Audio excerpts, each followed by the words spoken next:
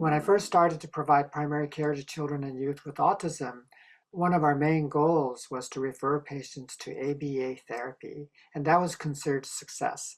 And I learned over time, actually, that such referrals did not always work out. Families let me know that their children did not want to have ABA therapy, while others reported that their children loved their therapists because they were so flexible and seemed to understand their needs, which leads to a series of questions.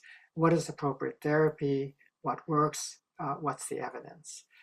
Dr. Diane Cullinane received her MD from Baylor College of Medicine, completed internship and residency in pediatrics at Kaiser San Francisco, and pursued fellowship in child development at UCLA. She is board certified in neurodevelopmental disabilities. She is co-founder and executive director of Professional Child Development Associates in Pasadena, California for 23 years, and is author of the book Behavioral Challenges in Children with Autism and Other Special Needs, The Developmental Approach. Dr. Cullinane will now talk about spectrum of approaches to autism interventions. Good morning, everyone. Thank you so much for inviting me to be part of this really nice conference. So I apologize for my voice. I have a pretty bad cold right now, but hopefully everyone can hear me despite that. So I have no conflicts to disclose. And I have a very big job today to talk about therapeutic approaches. And so I'm going to be going through a lot of things very quickly, but giving you references so that you can read more about any of the topics that might be of interest. So there are many words to describe what we do to help and care for autistic people. The topic of my speech here is therapeutic approaches, and that's a very broad term that could include any of these other words: treatment, support, services, interventions, focused intervention practices, comprehensive intervention models, and therapies. Each of these terms has a slightly different use and connotation, and there is a lot of overlap between them. So just so you know that we'll be using these different terms throughout this presentation. So as therapeutic approaches are used, it's really important to begin with awareness of the needs that we're trying to address and what is the outcome that we're trying to achieve. And these ideas about what is our desired outcome have changed over time. And if you look at the American Academy of Pediatrics guidance that was published in 2020, you will see what I call the traditional goals: to minimize core deficits such as social communication and interaction, and restricted or repetitive behaviors and interests, eliminate, minimize, or prevent problem behaviors, and maximize functional independence. More recently, there's been a shift to a greater emphasis on respecting the needs of the individual, with more attention to interventions that foster sensitivity to and understanding of individual preferences, acceptance and accommodations for unique behaviors and special interests, and a focus on the desire for social connection and the quality of relationships, especially parent-child relationships. And this is the reference to that American Academy of Pediatrics guidance from 2020. So what has caused this shift in the goals of intervention? There have been two main forces. The first is greater attention to reports from autistic adults about their experiences. Groups like ASAN, Autism Self-Advocacy Network, and the Neurodiversity Movement more broadly have demanded to be recognized, accepted, and heard. And secondly, an increasing appreciation for sensory and motor differences that are present from infancy and that have cascading effects on development. These are two references which give perspective of autistic adults. As you know, there are many, many autobiographies and discussions on social media which provide important insights.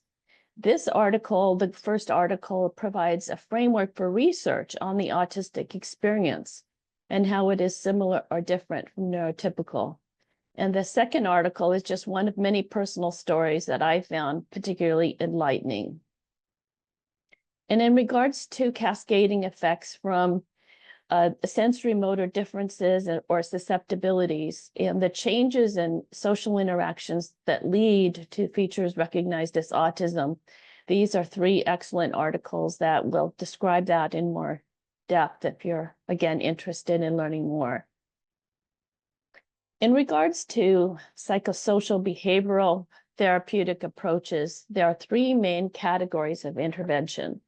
That's the behavioral interventions, NDBI or naturalistic developmental behavioral interventions, and developmental or developmental relationship-based interventions, DRBI. A lot of acronyms.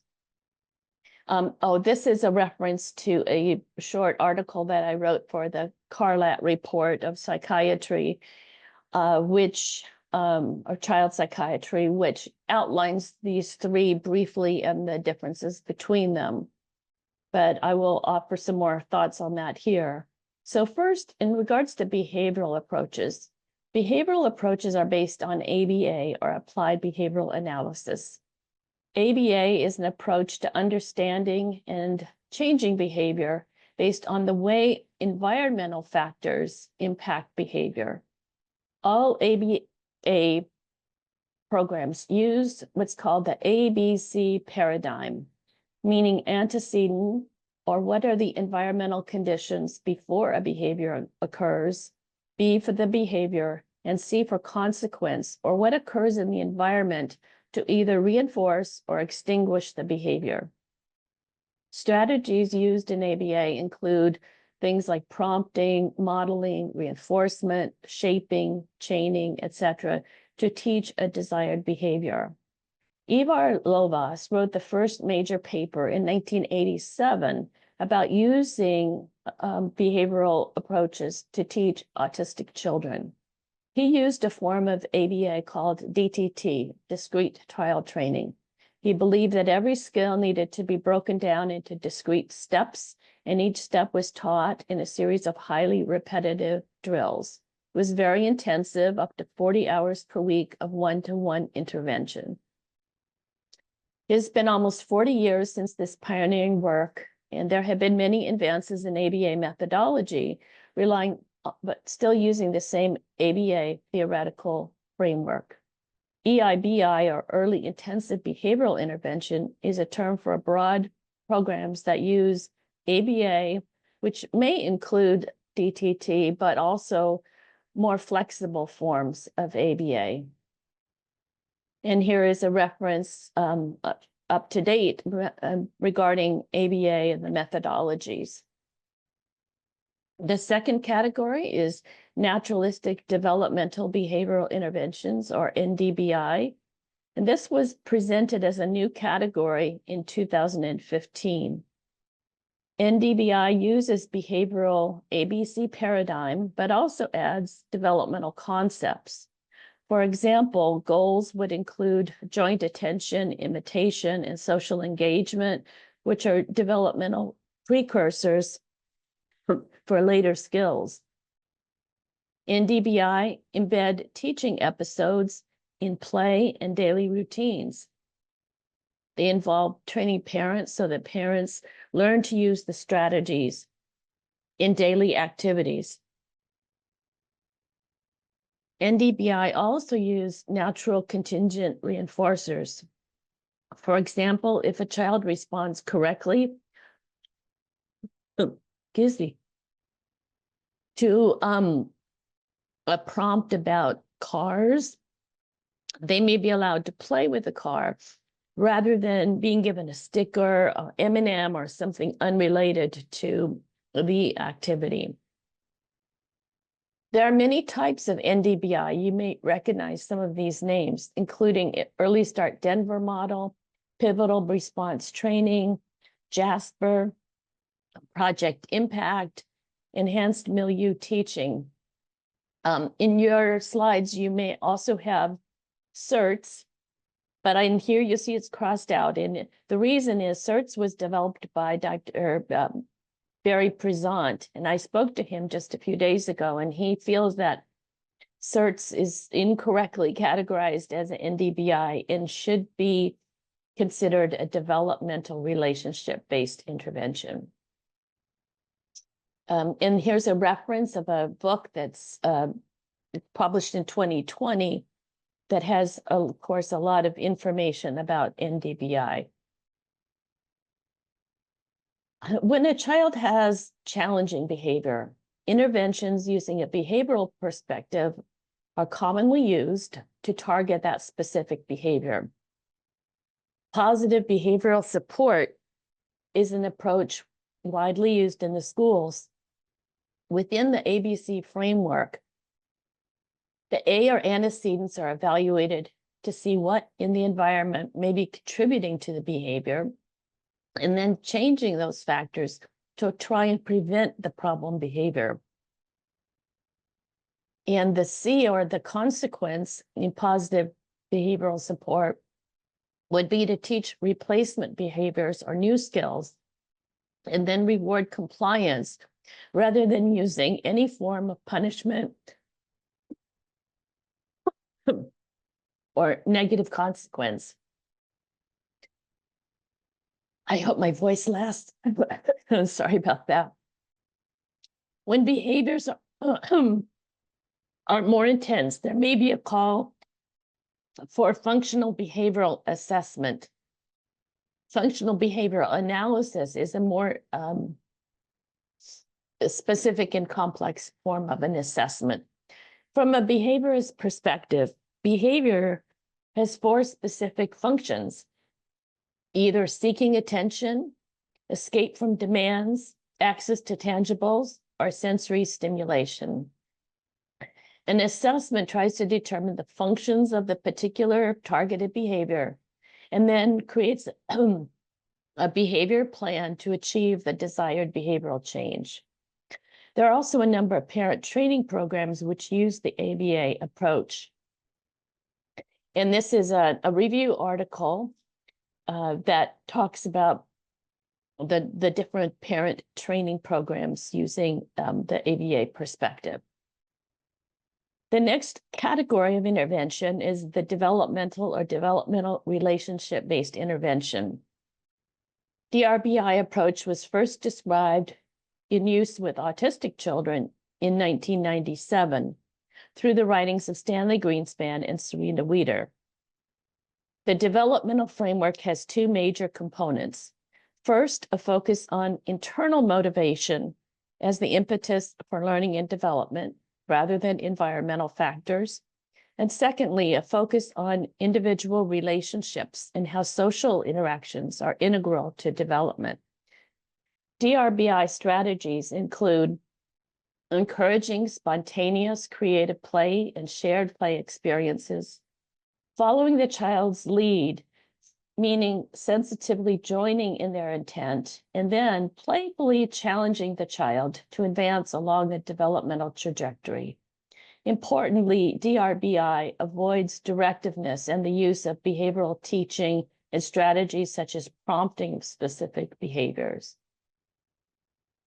And this is an article that we published last year, just the end of last year, that describes the defining features of DRBI and how DRBI is distinguished from naturalistic developmental behavioral interventions. There are many types of DRBI. DIR floor time, or simply floor time, play project, which is derived from DIR, responsive teaching, JAML, which is now called BISC, PACT, positive developmental model, rhythmic relating, and now I've added CERTS to this list. Another novel DRBI is a preemptive intervention, known as IBASIS VIPP. So a report in 2021 describes this intervention. Parents of infants an average of 12 months of age that showed early signs of autism. The parents participated in 10 sessions of coaching.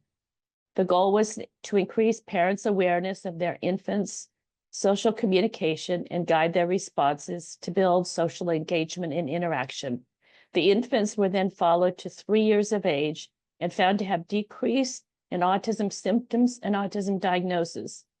This was quite remarkable in that this brief intervention, provided only to parents, had a significant impact on child development. The developmental approach to behavioral challenges is quite different from a behavioral approach. Assessment is done to determine the child's social emotional capacities and their individual sensory motor profile. The developmental intervention for behavioral challenges is focused on providing support to help the child in the moment of their distress and dysregulated behavior, and then create a plan to improve any of the underlying developmental delays or constrictions. The approach is based on the strength of relationships. And this is a book that I wrote about the developmental approach to behavioral challenges. Another type of service is family support programs specifically for autism. So many children receive a diagnosis of autism and then must wait for months to get started in an intervention program. So there are programs popping up that try and fill this gap. Empower Autism is one example. It's a manualized program of 5 3-hour or 10 90-minute sessions for parents to address the relational and information needs. Another program is called SAFE, which provides similarly 5 3-hour sessions over 4 months.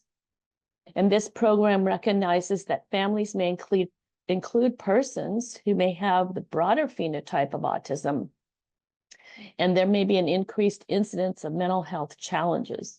And there are other types of family support services and services specifically for siblings, which I know is one of the topics during this conference.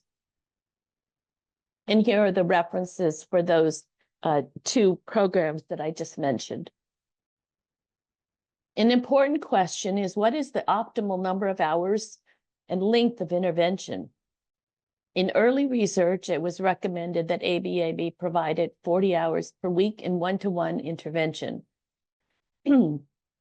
A survey in 2022 showed the average number of hours for children receiving ABA was 11 hours per week.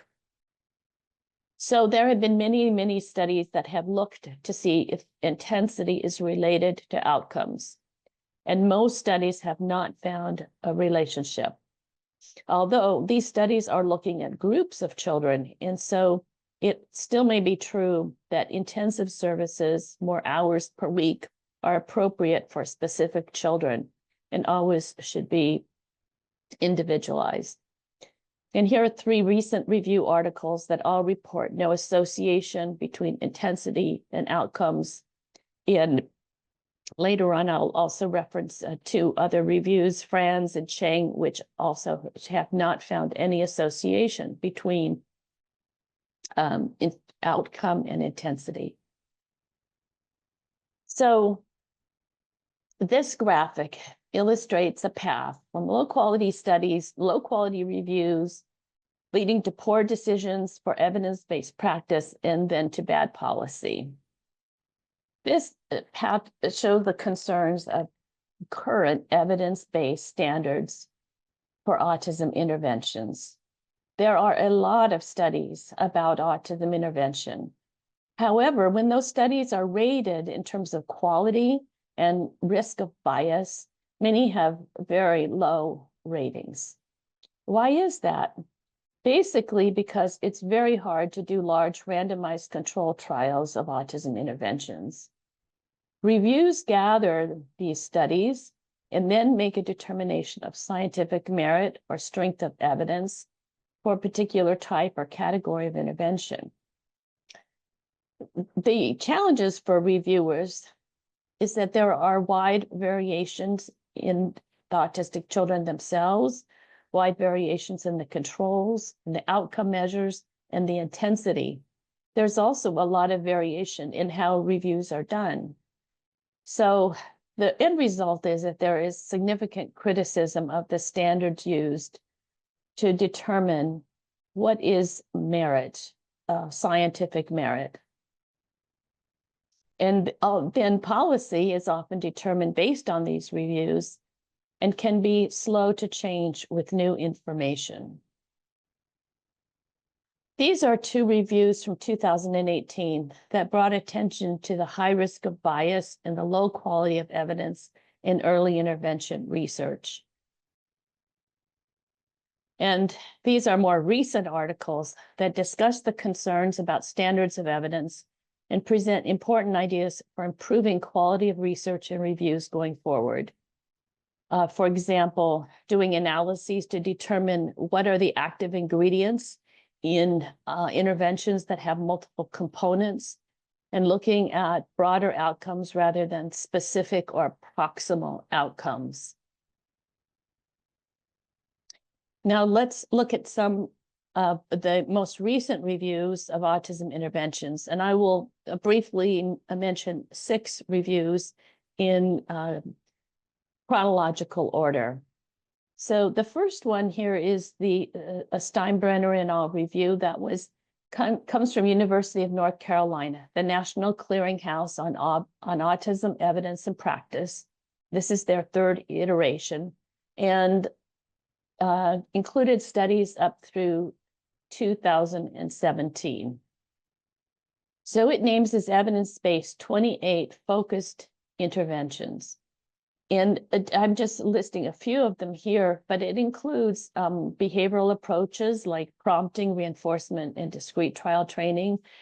It also includes, as evidence-based, naturalistic interventions and parent-implemented interventions, which include both NDBI and DRBI types of approaches.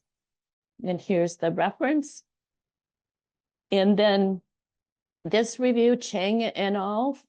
From 2022, it actually included studies through June of 2020, and it's a meta-analysis of parent-implemented interventions. So it's a meta-analysis and looked at a lot of studies and included both NDBI and DRBI, both are parent-implemented, and showed moderately strong overall benefit. And this is the reference for that review. And then moving forward, this review, Trembath et al.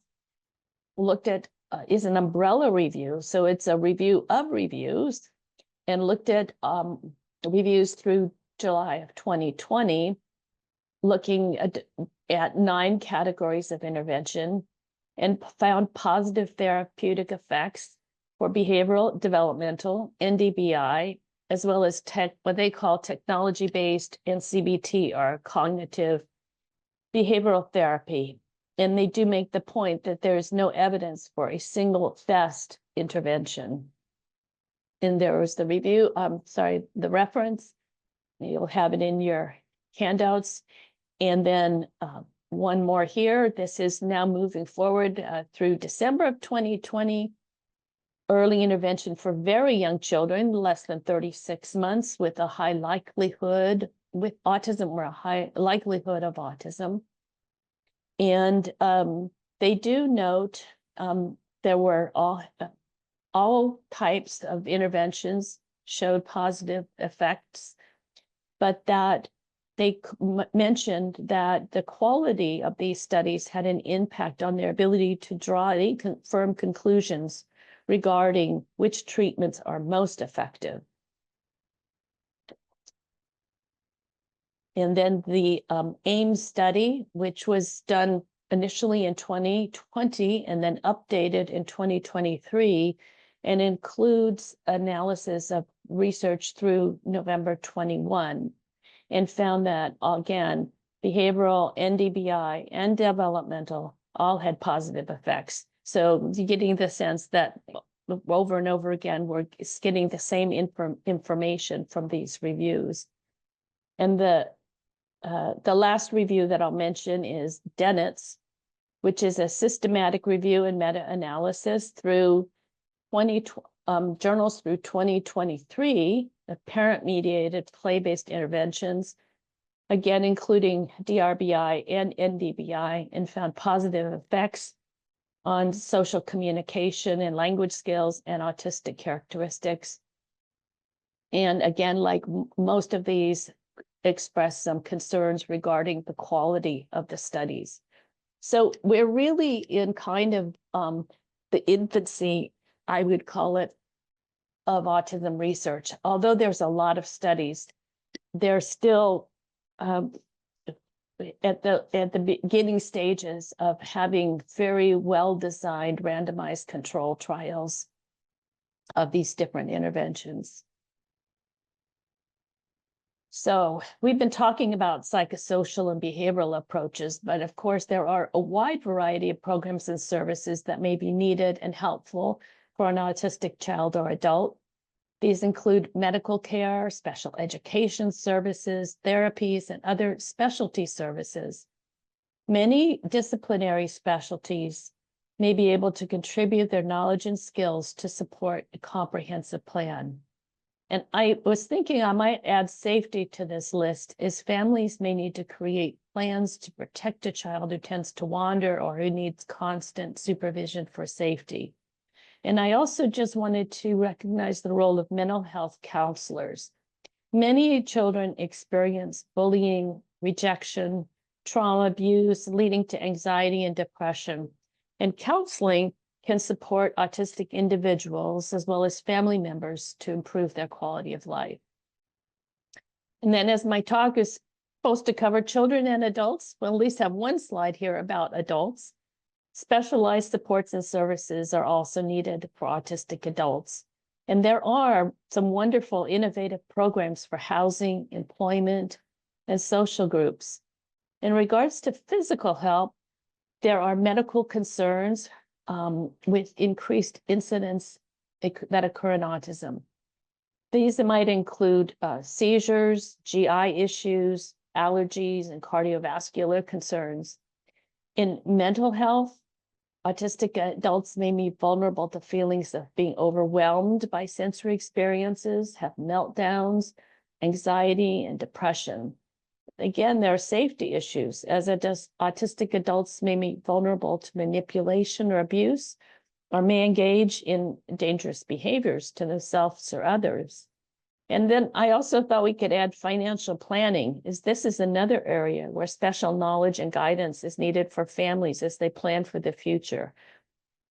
Every individual is unique, but it's important to recognize that services and supports may be needed and helpful throughout their lifespan.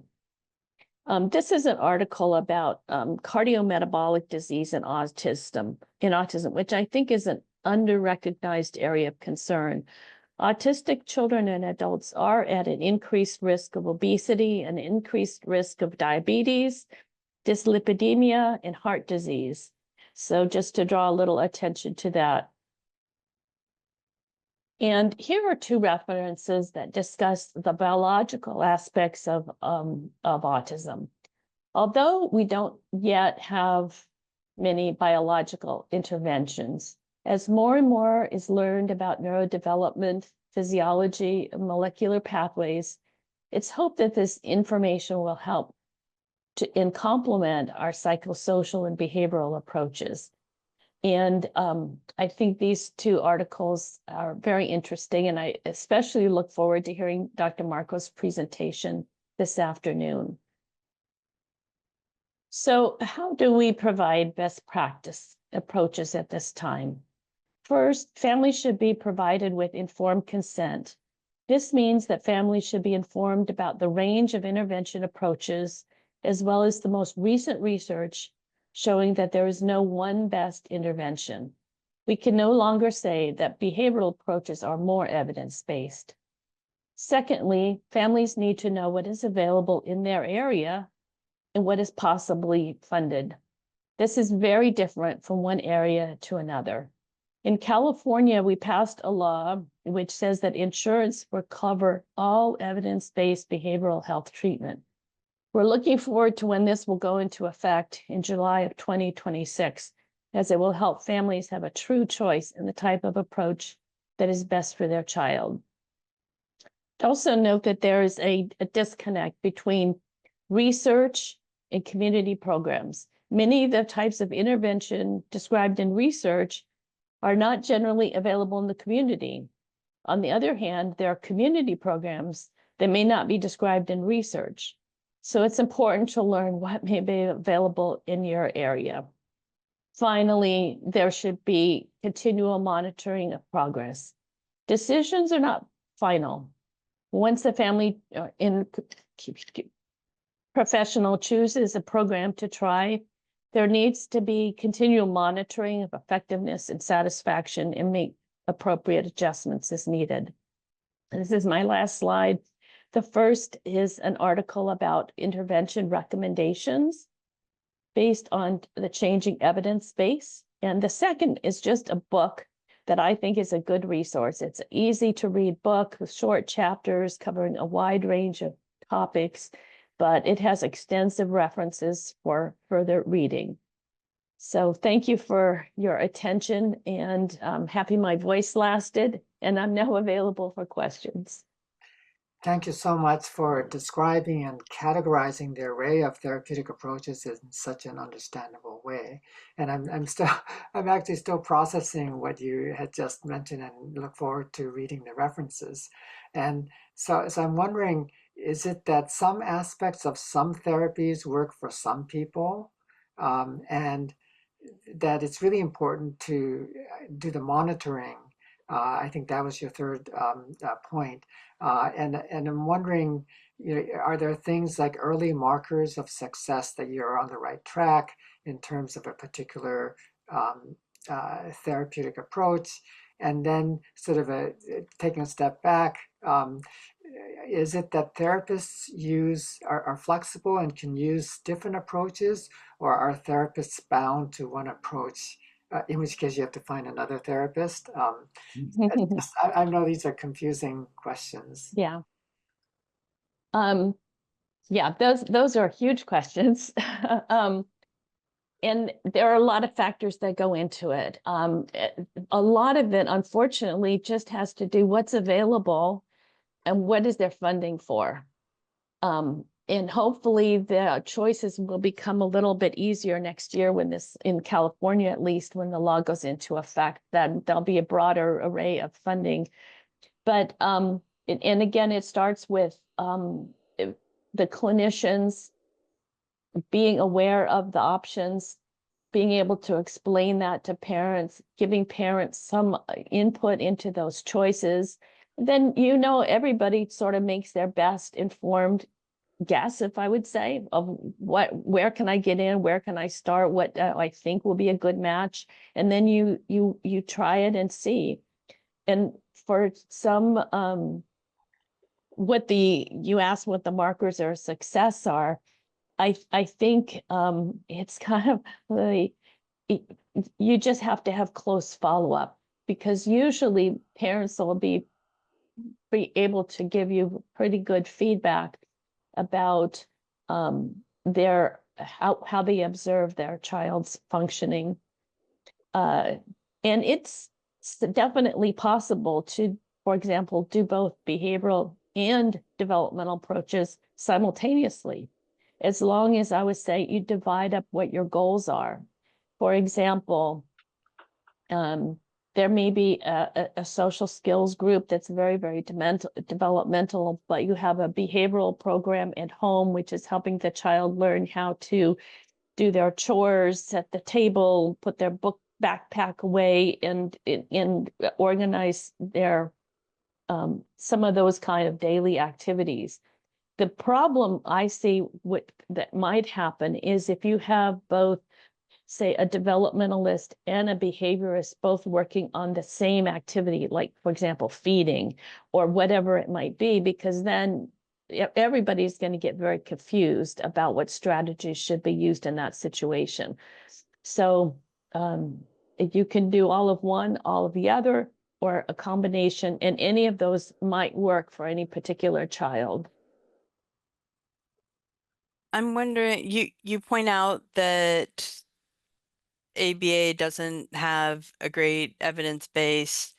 I'm wondering whether randomized controlled trials are really the gold standard when you're talking about something as global as development. You're not talking about does a medication change some very specific item. And so what do you think is the role of what autistic adults say about their childhood um, interventions and what was helpful and what was unhelpful for them? Because there's a lot of criticism of early intervention and ABA in particular in the autistic community. Yeah. And it's a very heterogeneous group, of course. Well, first, I didn't mean to imply that there isn't good evidence for behavioral approaches. The point that I was making in all of those reviews and findings is that all approaches have evidence of effectiveness. So what we shouldn't say, though, is that there's more evidence for behavioral versus other approaches. That's what's changed. But all three types or categories of approaches may work very well for particular children and particular families. I think you're right that a lot of adults who have had ABA have talked about their very negative experiences from it. And they were felt that they were being controlled, that what they wanted to do, what they were interested in was taken away from them and they were manipulated. And I think nowadays there's some differences in how ABA is performed, and it's more flexible and more respectful. So it just, again, it gets down to very individual, and individual in terms of not just the child, but also the interventionist. Because some families say, my interventionist is wonderful, my child loves them, they love when they come over, they're learning so much, and obviously are having a great experience. But I think if, as a parent, if you see that your child is unhappy, is distressed and is stressed by whatever intervention is being done, then as a parent, you should feel empowered to say, this isn't working, I need something different. So the relationship, it sounds like the relationship is really key between the therapist and the child. Absolutely, absolutely, yes. They always need to have a relationship of trust and warmth and care. And I know that the behaviorists and developmentalists would all agree on that. And I know there's so many questions, and I'm hoping that you might be able to answer some of them in the backstage. But maybe I'll end with one other question, which is whether DRBI approaches are being promoted at the school districts. Mm-hmm. You know, the blunt answer to that is no. I feel that, especially in California, the policies in the Department of Education are just so slow to respond to new research. And you could say 10, 20 years ago, there wasn't as much information about developmental approaches. And so there are a lot of interventions and policies, I should say, have been formed around a very much a behavioral perspective. And I would really hope that that might be updated in the near future. If anyone has any ideas how to tackle that, please let me know. So more collaboration amongst all of us. Mm-hmm. So, well, thank you so very much. And, I think all of us will be thinking about what you've said, and we'll be looking up the resources, etc. So thank you for opening our minds.